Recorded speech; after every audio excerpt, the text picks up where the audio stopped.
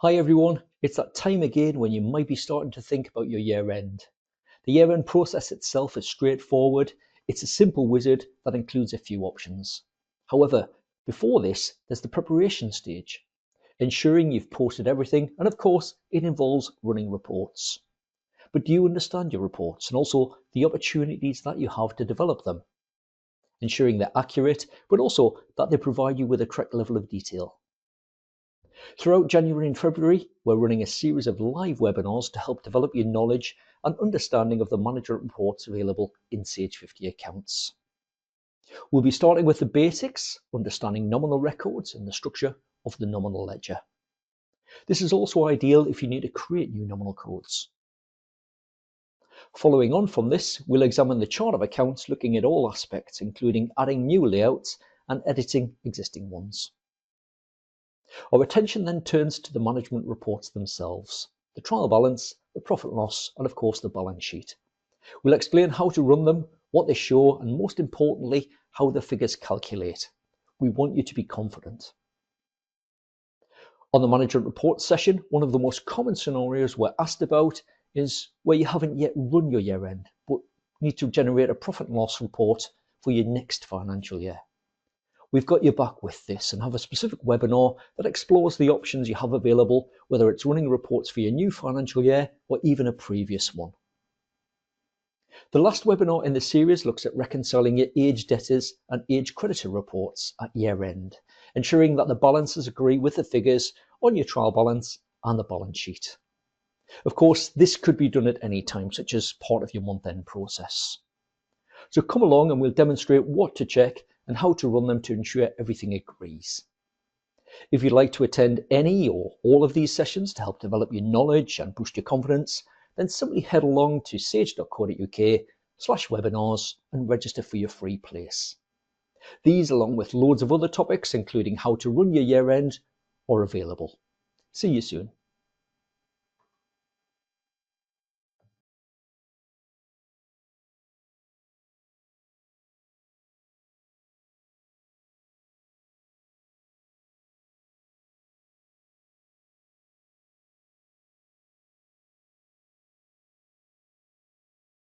Hi everybody! You might be approaching the end of your financial year and it's the perfect time to get your Sage 50 accounts in order. The year-end process itself is simple.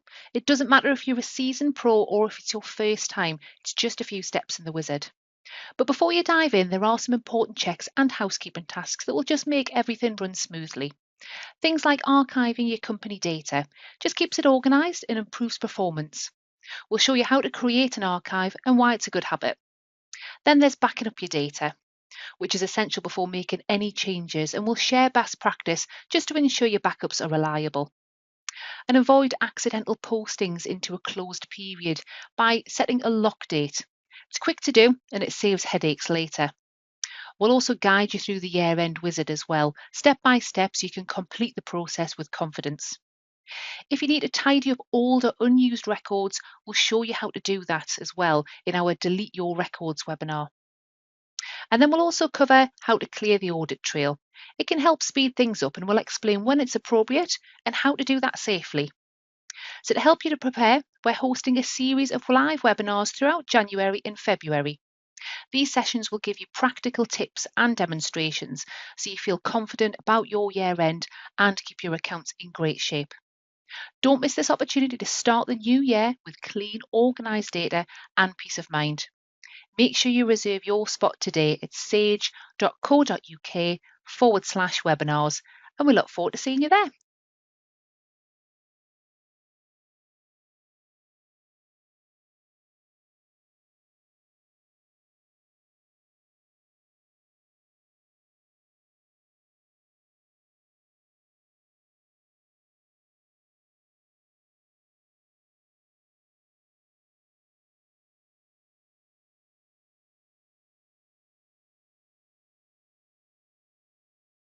Good morning, everyone. I'm Michael. I'm going to be your host for this morning's session. So this is part 2 of our VAT Return series, so completing the process. So today we're looking at part 2, which is the third tab of the VAT Return wizard. We're running through the 3 key tasks that are on that tab for you to complete. Now, just before we get started, I'll quickly run you through the usual bit of housekeeping, just in case anyone is fairly new to webinars, just as a bit of a reminder. As usual, you don't need a microphone for these sessions. If you have one, if you enable it, you will find it's just muted automatically for you. So don't worry, we can't hear you if you've got sound in the background or anything like that. Does mean, however, if you've got any questions for me this morning, you will need to pop them into the questions panel, which you can access by clicking the little speech bubble icon. Give it a click, it'll expand the panel. You get access to that box in the bottom right-hand corner. That's where you can submit any comments or questions you might have. Remember to click send, otherwise we'll not see those. If anyone wants a copy of today's slides, those are available to download during the session. Usual 2 versions available. The full colour version and what we term the print-friendly version. So a copy of the slides with essentially the colour stripped out. So you'll not get loads of slides with like the black background, etc. Now, as usual, the session is being recorded. If you need a bit of a recap or you miss any of the session, just watch out for your follow-up email. A link will be included to the recording on that. The email will also include a link to our registration page. So if you were with us just at the beginning there, we played a couple of videos to give you an idea of what's coming up. So loads of sessions on data management and running your year end, and also the management reports. So we kick that one off next week on Tuesday with looking at the nominal records, and then we'll be introducing a further topic each week after that. If you miss a session, there's the following week when you can catch up with the rerun of that one. If you miss any sessions completely, or you need a bit of a recap on something you've attended in the past, then the email will also include a link to our recordings page. So do check that out as well. Right, now for this session, this is what we're going to be covering. So we're going to start with a little bit of an introduction. I want to quickly mention Sage 50 Accounts version 33 again. I need to mention that one at this point, just in case we've got anyone submitting both a UK and an Irish return. So good changes in version 33 for that one. We'll run through a demonstration picking up on those 3 key tasks of that final tab in the VAT Return wizard. So the VAT transfer, making your submission, and of course recording either your payment, or if you are in a position to actually recover an amount, how you can record a receipt. Very easy to do those final 3 tasks. Worth mentioning a little bit about the additional support at the end as well, and if there are obviously any outstanding questions, we'll try and pick those up. I think I've still got a couple that were outstanding from our first session, so we'll be picking up those up this afternoon. So if you didn't get a response, don't worry, those will happen this afternoon. Right, okay, so I'm going to start with a poll first of all, just in case the demographic is a little bit different this time round. So I'll pop that poll on your screen. So again, if you can get involved, if you don't mind. So a quick question, which return are you submitting? Is it a UK return? Do you do an Irish return, or do you do both? So just let me know, and it'll give me an idea of who we've got turning up today.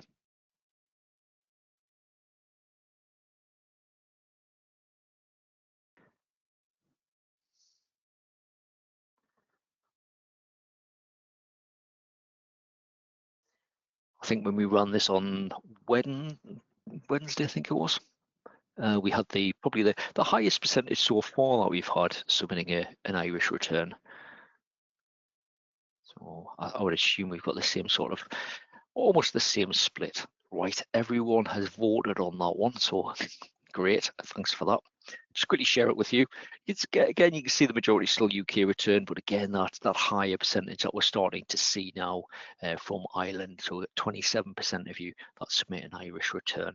So nobody's submitting both on today's session, which is fine. It just means I can almost like skip the version 33 information, as we did include that on part 1.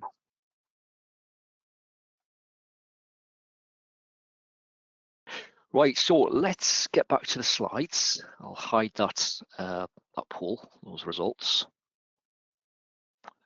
Just as a little bit of an introduction, a bit of a recap on what we've covered so far. So this is what we covered in part 1. We went into the VAT return and we worked through the options on the first 2 tabs at the top. So we looked at the prepare VAT return, which was all about backing up, entering your date, your VAT period, and also the verification settings. We looked at step 2, which was looking at the verification results, the ability to post adjustments, obviously analysing your return and maybe using that drill down to help you understand the values a little bit in a bit more detail, how they calculate, what transactions are picked up in what box, and also which tax codes impact on which box of your return as well. Of course, there was the reporting options, so the 6 VAT return reports that you have available, plus also the reconciliation reports. It means that if you rather than dot around the software those reconciliation reports for your VAT scheme, they bring them all into one area. Again, if you need the step-by-step guide though on reconciling your return, what you should be checking, verifying your figures, that type of thing, then you will find that detailed information available from our help centre. And then that final step on step 2 was to reconcile your VAT return, which essentially creates that VAT return archive in your VAT ledger. So essentially commits your figures. In the background, it ticks off your figures as well to say, right, we've accounted for the VAT on these transactions, and it will flag those transactions to see which VAT return they've been included on, and also what date the VAT return ran up to when they were reconciled. And that takes us nicely on to step 3. So it's the 3 tasks down the right-hand side that we're going to be covering today. We'll cover them in order. Again, I've used the screenshots where we got them side by side. So other than the VAT return on the left on those screenshots, again, you'll see the tasks. You've got the same 3 tasks. The submission process, a little bit different, UK compared to Ireland, but we'll mention both. And then either the recording of the payment or the receipt, depending on what position you're in, whether you have a liability after calculating your VAT return and submitting it, or maybe you're in a position where you can recover an amount. Attachments can be made at any time. We'll pick up on that one as well. Not really a task on step 3, but just an option so that if needed, you can view your attachments, but also add or remove them as well. So if you forgot to do that during the process of creating your VAT return, you can do them at that point.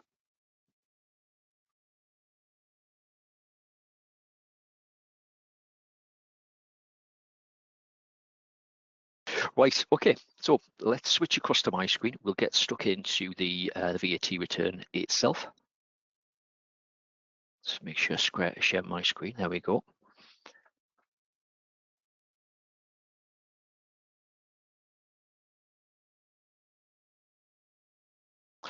Actually, I've got a slide just to explain the VAT transfer in a bit more detail. First of all, I'll quickly pop back to the slides. So the first task is the VAT transfer option. And the idea of this is that it will post journals. So it normally does a 4-line journal. If you're doing it manually, you'd probably make this 3 lines, a little bit easier. But 4 lines, the software will do. I personally think 4 lines, it makes it easier if you need to look at that and then understand the journal in a bit more detail. But what it does, it'll post this journal to transfer the reconciled VAT out of your sales and purchase tax control accounts across to your VAT liability. So essentially, removing that reconciled VAT out of those 2 control accounts. What it should leave behind on those 2 control accounts is the VAT that you haven't yet accounted for. And by transferring those balances across, what you should then have on the VAT liability account should be the amount that you either owe or are due in the form of a refund. Now, there's always common questions around this. Well, what if I've never done this before? What are the implications of that? Well, it just potentially just means that these nominal codes will have been accumulating quite large values. So, you know, when you look at the likes of your sales tax control account, it's probably just accumulated all the VAT that you've ever charged or you've ever received, depending on your transactions. And it's just a way of keeping your accounts tidy. So when you look at the likes of your trial balance, you probably find much larger figures across the 3 nominal codes, as opposed to, and if you were to sort of net them off against each other, you'd have an accurate value there, which is what the balance sheet will do through the purpose of the grouping within the chart of accounts. So normally your journal would be a bit like what we can see on screen there if you're doing it manually. So normally you would credit your sales tax and debit your purchase tax. And if you were doing it manually, you would show the difference between the debits and credits going to your VAT liability, which is generally what you would owe or what you're due to receive. Now, the VAT transfer in the software will do this journal automatically. You don't have to do that journal. So if you do in the UK, it's going to transfer the balances from box 1. So box 1 will be the total VAT on sales. So it will journal that value, whatever's being calculated on your VAT return, it will journal that from the sales tax control account across to the VAT liability. And also the total VAT on purchases, box 4, it will journal that value from the purchase tax amount across to your VAT liability. In Ireland, it will do a similar thing. Always slightly bit more complicated because of the way the detail and the number of tax codes, etc., that are used in Ireland. Now, as I say, this is much easier than doing a manual journal. The manual journal, you would just go into nominal codes, journal entries. You would pop your values in there. All you need to really make sure is that when you're entering those values, that the date that you enter for that journal, we normally recommend use the end of your VAT period. So whenever that VAT period runs up to. Now, some people still like to do journals just to keep that eye in a little bit. But the idea of the VAT transfer option within the VAT return itself, so on that 3rd tab, is that it will do that journal automatically. So why sit there keying in debits and credits and popping in the relevant nominal codes and popping in the date, etc., when you literally can just click a button. It'll pick up the right date for you, pick up the right values for you. So literally within there, you're just clicking the button, it does that for you.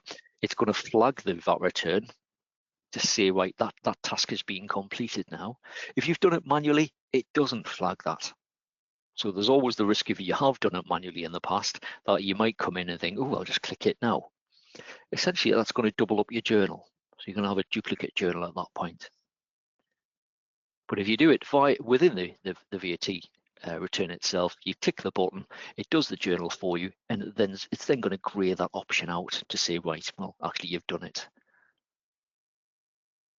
Right, let's have a quick look at that. So I'll go back to my screen and I'll just open Sage. We'll go into the VAT ledger.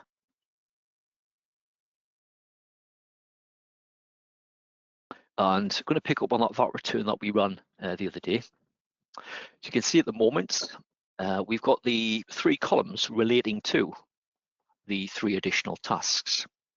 So it's the VAT transfer one that we're looking at. And you can see we've got an N against it, indicating no, it hasn't been done yet. So it does mean, of course, if I've never done these before and I've never been doing it manually, I could open up an old VAT return and I've still got the option available. But it's this one we want to have a look at, this one at the bottom here. That's the one we reconciled the other day. So we open it, it's picked up the date correctly for us. So it picks up that date automatically from that VAT return period. I could change it if I wanted to, but we normally recommend you just leave that date as is. So it will default to the last day of the VAT period. Now, we've also got to value the sales tax amount, so it agrees. And then we got the purchase tax amount. Now, if for whatever reason you have a figure declared in box 2, a bit more unusual these days when it's a UK return, it would be box 4 minus the figure in box 2. That's what would be journaled automatically for you. But all you need to do, as I say, it's a single click. You click it. Now I get a message just saying date is outside the current financial year. You might get that time and time again. Remember, you can pause that message if you want to. You can get rid of it so it doesn't pop up every time you're entering transactions in your software. I'll just click yes to that prompt, and you'll see it grays out the option. So it's now showing as transferred rather than having a button there. And if I close out of the VAT return, you'll see that in the VAT transferred column, it now has a Y there, indicating that that's been completed. And if we pop into the transactions list, right at the bottom, you'll see we've got the 4-line journal that's been posted. So you get your journal against your relevant tax control account, VAT liability, your tax control account, which is this time 2201, your purchase tax control account, and then again it will journal the same value to the VAT liability. So if you were doing that manually, chances are you'd probably just put one value against the VAT liability. I would always recommend 2, just to make it a bit easier to understand and sort of track what's happened. But that's how easy it is to do that. So a really simple task, that one click, job done. So again, just quickly popping back to the slides and those common questions. What have you never done it before? That's fine, you can still do that. So if you've never done it manually, you could always go into your old VAT returns and you could click that option. All you're doing is essentially it's just journaling some balances between those nominal codes. How do you know if you have done it manually before or automatically? Well, if it's automatic and you've done it before, it's not going to let you do it again. It'll have a Y in that VAT column, in that sort of VAT transferred column indicates. And obviously when you go into that VAT return, it'll be grayed out. If you're not sure, how can you check you've done it before? Well, probably the easiest thing, if I just quickly show you this one. Go back to my desktop again.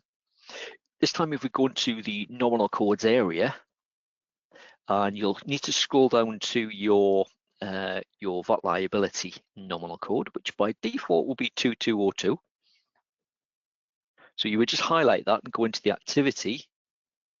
Now you could go into your control accounts to check for this as well, but you probably find you've got loads of activity on there, so loads and loads of transactions on there, whereas the actual VAT liability account itself, you probably only have transactions on there if you've done the manual journals or you've chosen that transfer option.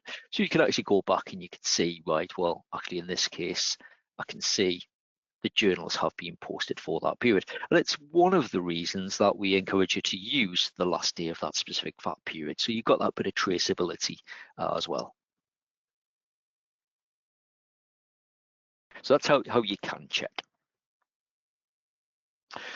Popping back to the slides once more.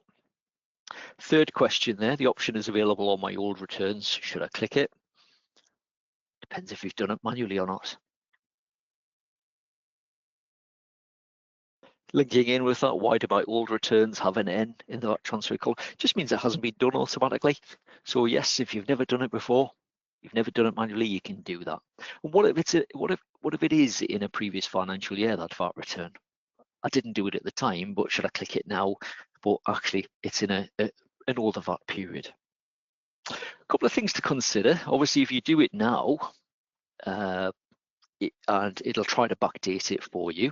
It does mean that because it backdates it, potentially your year-end balances, so the balances that would have been declared on your, let's say your trial balance, or potentially even your balance sheet, depending if you've split them or grouped them, it may mean that those balances would have changed. So overall, still the same value if you were to group those codes together, but individually, it would show potentially different balances. If you're not sure about any of that, the other thing you can do, of course, is a bit long-winded maybe, is to work out what VAT you still owe, and that's the balance that you want to remain on your relevant control accounts. And maybe you would just journal out the difference. across to that VAT liability again. There's a number of common scenarios. Again, if you're not sure about something, our support team is on hand to support you with that. So you can always get in touch with those. Right, moving on. So completing your VAT return. So option 2. Actually, any questions on that VAT transfer before we move on? Maybe anything we haven't covered? Again, if you're looking at yours and you think, oh, I'm not sure, get in touch with our support team and they can take a look at that with you.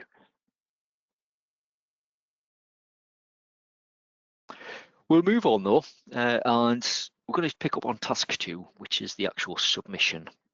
Now, you've got the same option essentially, whether you're UK based or Ireland based. However, the process is different.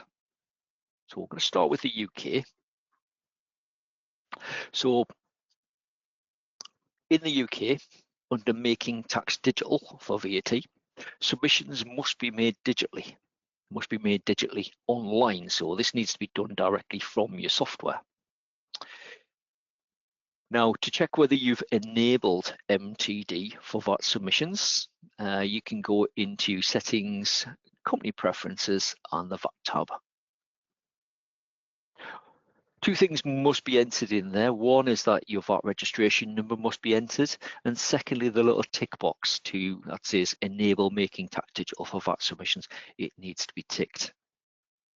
Now, I've included some information on there, a bit more unusual, but if you need to do a grouped VAT return submission, then I've included a link there to our help centre. So there's there's an extra MTD module that you can download and use. So you wouldn't make the submission directly from Sage 50 accounts, you would do it via the MTD module. So again, that would all be included as part of your subscription, just in case of you downloading that. And when you would generate your VAT returns in the normal way, all the way through to reconciliation stage, and that you would do that for each of the companies.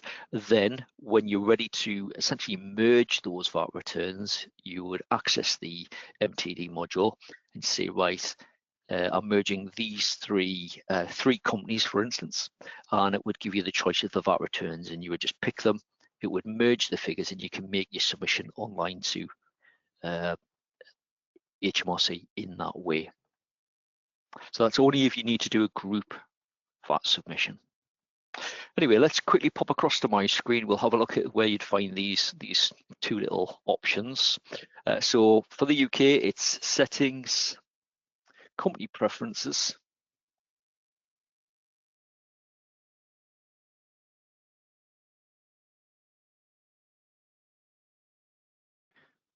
and on the VAT tab, first of all, you need to make sure your VAT registration number is entered at the top, and also this little tick box here, Enable Making Tax Digital for VAT submissions. This is the one when you go to make your submission. If it's not ticked, it's going to give you a message. If it is, I'll just switch that off for a moment. So when you come in and if you switch it on, you'll get this message. It says you're choosing to submit your VAT return under the Making Tax Digital for VAT regulations. Are you sure you want to do this? So these days you need to. So yes to that prompt, and then that will be it. So just make sure you get your VAT reg number entered. It'll pick that up during the submission process. It'll pick it up from this box, and also that this one's ticked.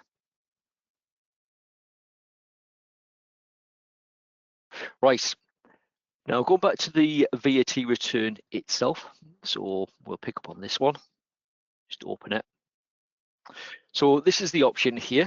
Now, historically, prior to MTD, or even when MTD was first introduced, you had the choice of either submitting online or submitting it manually. If you'd submitted it manually, so you'd gone onto the gateway and you'd entered your figures manually, you would have just come in and ticked the box just to say, right, we've done that. Similarly, if you do a group VAT submission, once you've made your submission, you can come into the individual VAT returns of those companies that you've merged and just say, right, actually, we've now submitted that one. So you would tick the box, and when you close, you'll see the status says submitted. Now, if I go back in and take the tick out of that, it gives me the option to make the submission. Now, you can only submit once. So again, it's one of the reasons we always say, right, check your figures, check your figures, check your figures, and then you reconcile. And it's one of the reasons your VAT verification options were in there as well, just to try and avoid any, any mistakes.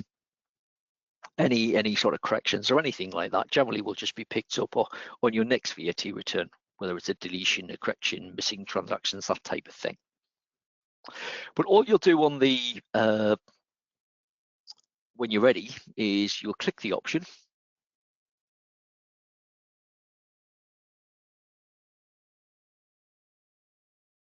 and it'll bring up this window here. Now, I've got a little video that I'm going to play for you at this point, just so you can see what the rest of the process looks like. I don't have a live account, so I can't demonstrate that live to you. So we're going to play a little video just to show you what that process looks like when you submit a UK return. I'll set that going. I'll come back to you live in just a couple of minutes.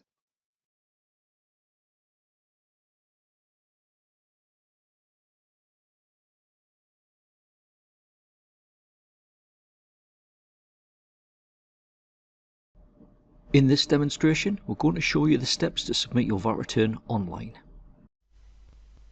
We join the demonstration where we're on step 3 of the VAT return, so it's already been reconciled, and we're ready to submit it online. So on the right hand side, we click Submit Online. The online submission wizard appears, and you click Next.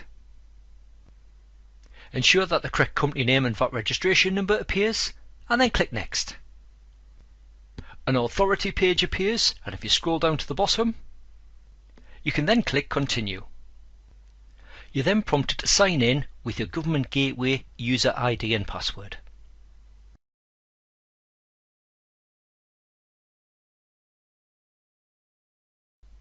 Once entered, click Sign In.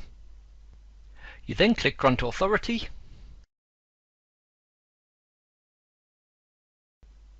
You'll then be prompted to choose your period, and it should default to the correct one. Just make sure this is correct, and then select the checkbox to say that you agree to the following HMRC declaration, and then click Submit to HMRC.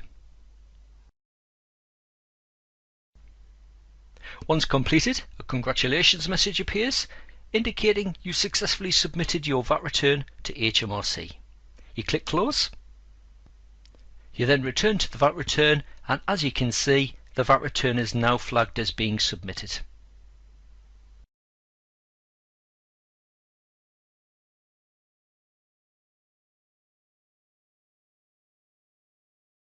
Okay, we're back live with you at that point. So as you can see, quite a simple task, that one. So once you've reconciled, you will then be able to obviously just follow that wizard through if you're in the UK. Slightly different if you are on in Ireland. We're going to show you that. We're going to tell you about that process in just a moment. But nice and easy.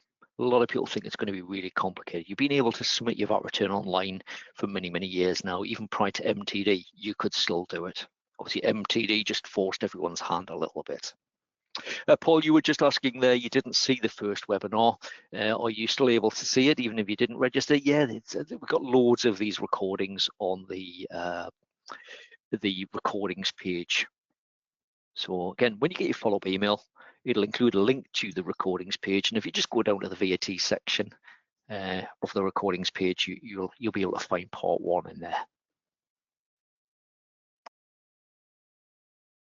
Right, okay, so let's move on. Next, we're going to pick up on an Irish return. So Irish return, you don't submit directly from your software. There's not the same wizard currently for that.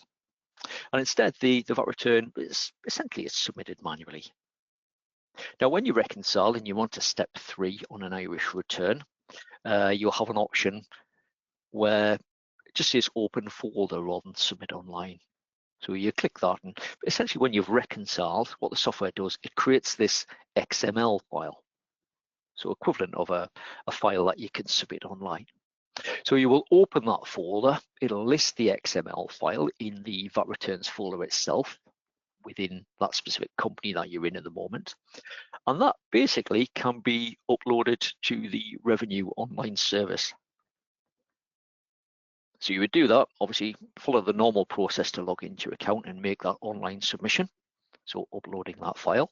And then once you're done, you would then come in and you would just tick the box to say mark as submitted. So you just tick the box just to say, right, well, actually we've done that. So again, nice and simple process, that one.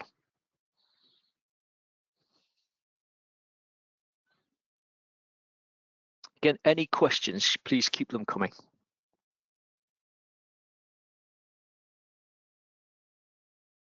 Right, now we're going to move on to the third option, which is to record a payment or receipt. Again, nice and simple, this. Almost one click and it's also done. So those final 3 tasks are really straightforward, really quick as well to complete those final few tasks. Now, first of all, why post a payment or receipt? Well, basically it's going to represent the payment that you make, whether that's a manual payment or maybe it's collected via direct debit by HMRC or revenue, or it replicates the refund coming in as well. So it records it against your bank essentially. So this ensures your bank balance is accurate. And if your accounts are accurate, probably what you would expect is that the payment or the refund will zero down that VAT liability account. So you've done the journals. So what you're left with on those sales and purchase tax control accounts is the VAT you haven't yet accounted for. But on that VAT liability nominal code, it shows the amount that you owe or are owed. And by making the payment to that nominal code, if you're paying it off in full, then you would expect it to zero down the balance of that nominal code. Now, this is maybe if you've never done it before. Again, probably those common questions, well, what if I've never done it before? Or I've posted my payment and actually it hasn't zeroed it down, what should I do? Again, that might be one you speak to our support team about. And again, it might not zero it down because you might not have done the journals in the first place. But largely speaking, when you're on top of that and you make that payment or receipt, you'd expect it to zero down that VAT liability account balance. Now, obviously, the bank payment or receipt can be posted automatically or manually.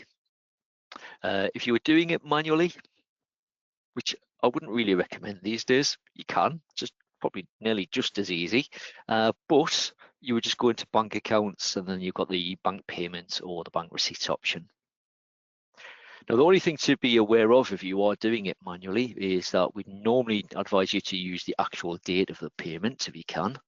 If you're making your online payments, so your online submission, you would normally be made aware of either when that payment is due, or if it is by direct debit, you have an agreement set up for that, you'd normally be informed when that payment will be taken. So that's the payment you can use, or the date, sorry, you can use for when you're recording that. Or alternatively, you might just sit there and think, well, actually, I'll just wait till that clears my bank, and that's when I'll enter it. Paul, you mentioned there, if you use a bank feed, would you still create the transaction and then match it when the payment or receipt shows in the bank? Yeah, you can do it that way. You can either do that matching, or alternatively, the other one you can do is just create that transaction there and then. So when it downloads via the bank feed, you can just say, right, well, I haven't entered that yet. I haven't actually created that transaction yet. So you can just record it there and then, which would be equivalent of doing this manual transaction. The only thing you would then need to do is that tip at the bottom there is open your VAT return. I'll show you this one in a moment when we start demoing it. So you would open your VAT return and tick the little box to say you've done it. You've actually recorded that transaction in your accounts. Again, if you are doing it manually, use the actual date if you've got that to hand. You would be posting it to your VAT liability nominal code, so 2202 by default. In the net, you would enter the full value of the payment or the refund, and you would use your non-VATable tax code. So by default, that's T9. You wouldn't want that transaction to be picked up on a future VAT return. So those are the key parts if you are doing it manually. If you're doing it automatically within the VAT return itself, it's going to pick that information up for you. You'll see that in a moment. So the automatic option, as I mentioned, a little bit easier because it's got a lot of the information already entered for you. You just need to check the details, enter the date, and then you would click the button to post that payment.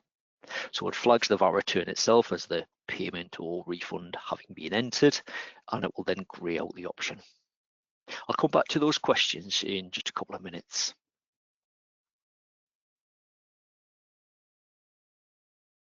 Let's just have a quick look at that in the software then. So back to my screen. We've still got ours open, so VAT return. So we've got the option here. So all you need to specify really is make sure you've got the right bank specified. It will pick up your default bank by first of all. If you're paying from a different bank, it's just a case of selecting it from the drop down. Pop in your date. I'll just use today's date. Your reference, so your VAT registration number will be picked up automatically for you there. We'd let you click and change that if needed, but we normally just say just use your reference. Details will default to VAT payment or VAT refund, depending on what your balance is, and the figure will be picked up automatically for you as well. So the amount in this case on a UK return, we'll pick that up from box 5. Now all you need to do at that point is you would click post bank payment. Now just before I do that, if anyone uses e-banking, so e-banking is used, if you've not come across that before, e-banking, it's used as a way of, what's the best way to describe it? So if you're paying your suppliers online, what you can do is you can enter their bank details within their bank records, and as you enter that and record that payment in Sage, what it will do, it will take a copy of that payment detail, and you can then output a payment file. So it includes all the details of the payments. You can also pick and choose which of those payments you want to include in that file. And then what you would do is you would go into your online banking and you would upload that payments file. Now, not all online banking would support that.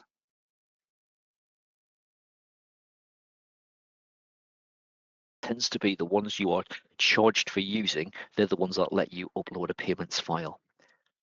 The free versions tend not to, so that would be down to your banking software. But actually using e-banking facilities in Sage, it's that would just part and parcel of your subscription, that one. So if you are using e-banking and you have it enabled, probably I would assume most of you won't see this checkbox when you get there because you won't have enabled it. But if you are using e-banking and you want to include the details of this payment to essentially make that payment and include it as part of that payment file, you would just tick the little checkbox. Now, other than that, you've entered your details and you're just going to click post bank payment. I still get that date entered as outside the current financial year. That's fine. I've gone beyond my year-end date, so that's absolutely fine. So I just click that. And as you'll see, it grays out the options and it ticks it. So that button disappears as well. It now shows us having been paid or a refund received. Now, if I just close out of that, you'll see in the paid column, you can see I've got a Y there indicating that that's been completed.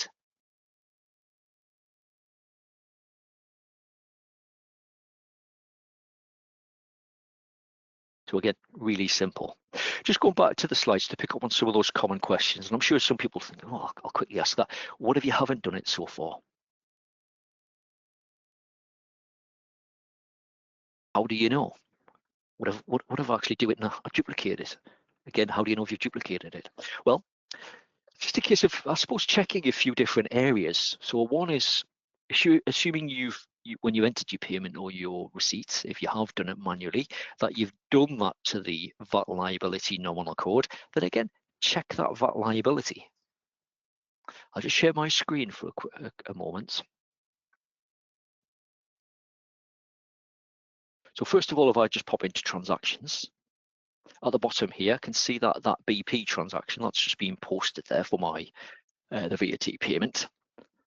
So I can see that, and I can see it's gone from my bank 1200 to the VAT liability nominal code, so 2202. So you probably have a lot more bank transactions than postings against your actual VAT liability. So probably the easiest way to find it, if you're thinking, right, have I done that before or not, is again to go into nominal codes, find that VAT liability nominal code, so 2202, and have a look at the activity on it. Are there any transactions in there? So I can see I've got one there in my case. I've got a BP transaction. Mine says HMRC VAT payment because obviously it's UK. You've got a few others in there as well. So have you got them in there? And that's how you'll potentially know whether you've recorded that before or not. Now, if you have recorded it manually, so I'll just pick on a different VAT return. So let's just pick on this one, VAT return number 7. And this one, if I open that one, and if I have done it manually, so I didn't do it within this screen, I could just tick that box to say, right, well, actually I've done that.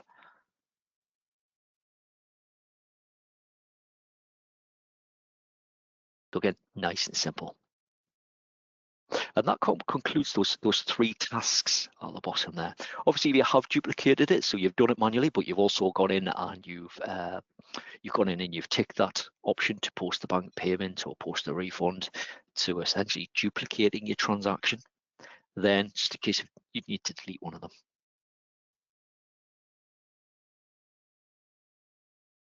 And nice and easy to do that. We've just completed a series of corrections webinars as well.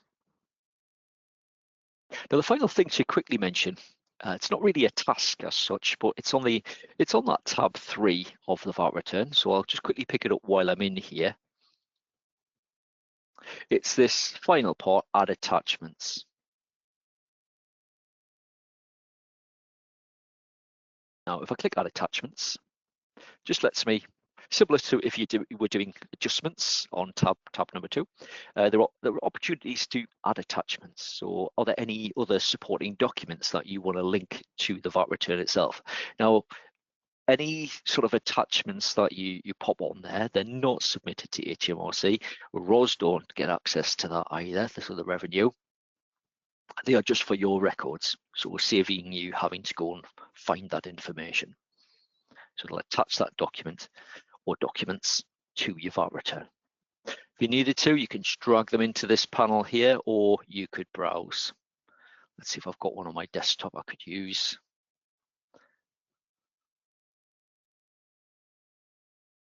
I'll just attach that one, doesn't really matter what it is. And that's how easy it is to add an attachment if you need it. Obviously, if you do add attachments, you'll get this extra option. So you can then, if you need to look back at a VAT return, you can always view your attachments, and it would take you into the folder where it's copied those attachments into. So I could just double click it, and whatever it is, whether it's a PDF or an Excel file, you can then view that. So it makes it easy to access. Really useful if you're on things like, say, a partial exemption scheme, or maybe you've got maybe you've got a copy of a letter or something from HMRC or the revenue that you want to, just for your records, you just want to attach it to the VAT return itself.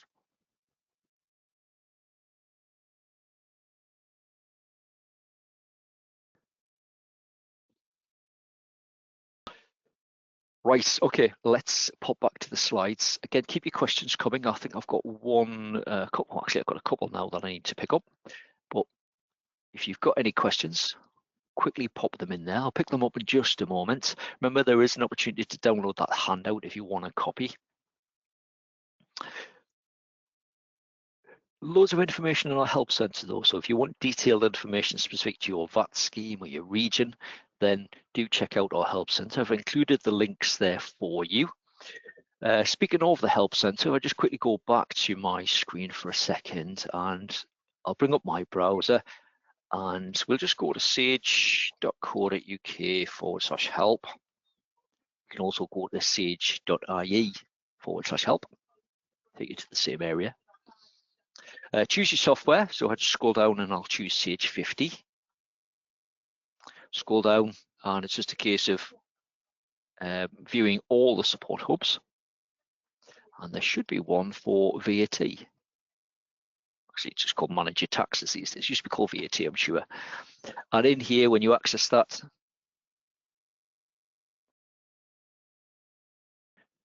you've got your region that you can choose.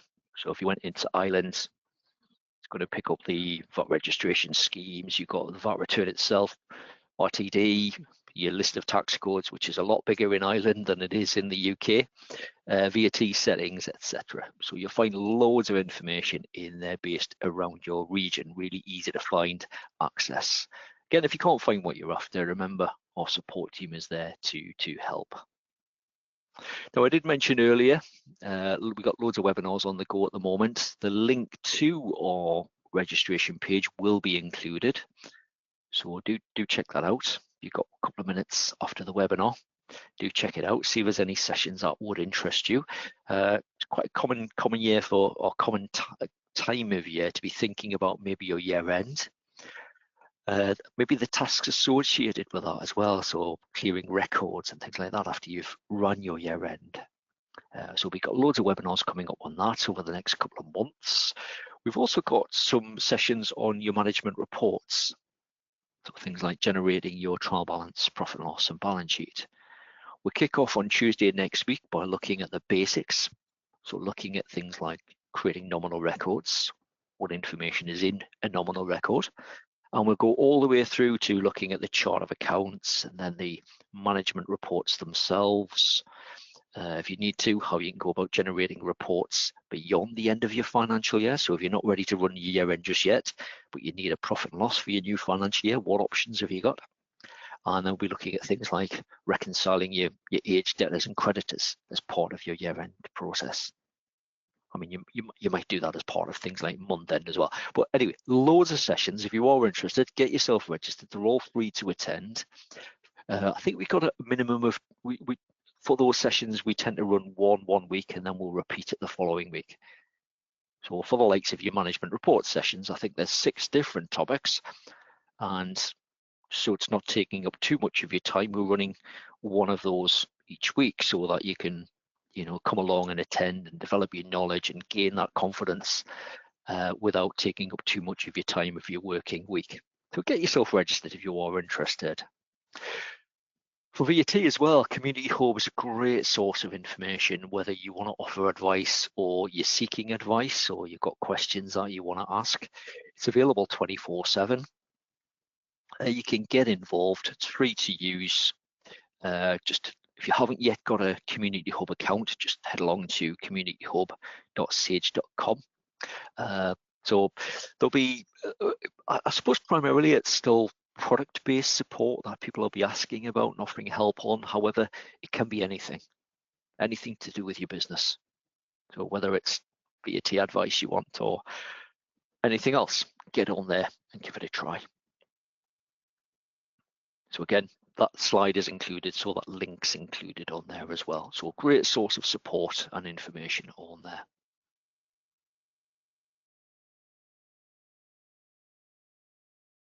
Currently, we're running a learning survey. If you've got your phone handy, good opportunity now to quickly scan that QR code. I've included it on the handout, but if you've got your phone handy, quickly scan your QR code. It'll bring up a survey that will ask you 2 questions. So one will be about what would you like to receive further information or training on, which is all about non-product training. So it might be actually you want more information about AI or legislation or anything other options to do with your business. So not relating to your Sage software. The second question will be about the format of that training. So which is your preferred style of learning? Is it an instructor-led training session, so a bit like a webinar? Is it a webinar? Is it short videos? Is it e-learning courses that you prefer? So how would you like to learn? So if you can, take that opportunity just to answer those 2 questions via that survey, that would be greatly appreciated. And it brings us to the end of the session. So before I come back to those questions, let me thank you for attending. Hope you've enjoyed it. Hope you've enjoyed that 2-part series as well. We try to break it down so we can get a little bit more detail in there, because VAT, obviously it's it can be a very complex topic as well. But if you've got any thoughts around the webinars or maybe topics you'd like to see going forward, Again, there'll be a little survey pop up as you leave. You can take a minute to complete that. It's quite a short one. So a lot of the questions will just be, what did you think? Give us a score. But there is an opportunity to put any thoughts and ideas down. You can just type those in. If you can do that, that'd be greatly appreciated. Your follow-up email, which you need for the link to the recording, the registration page, and also the link to our recordings page, that will be with you around about an hour's time. If you're about to leave though, have a great weekend, and hopefully we'll see you on some other sessions. Some of you might even be registered for our Copilot session, which is at 1 o'clock this afternoon. So again, if you are interested and you haven't yet registered for that, you want to find out about Copilot.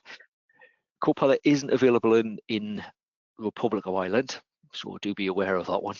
There's quite a few of you voted to say you were based in Ireland, so not yet available in Ireland. But if you're UK based and you want to come along to find out what Copilot's all about, I'll see you at 1.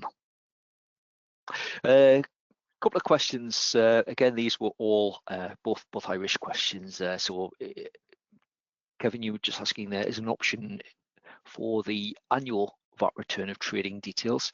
So yeah, you can do an RTD. You've got an option for that one within on the VAT tab.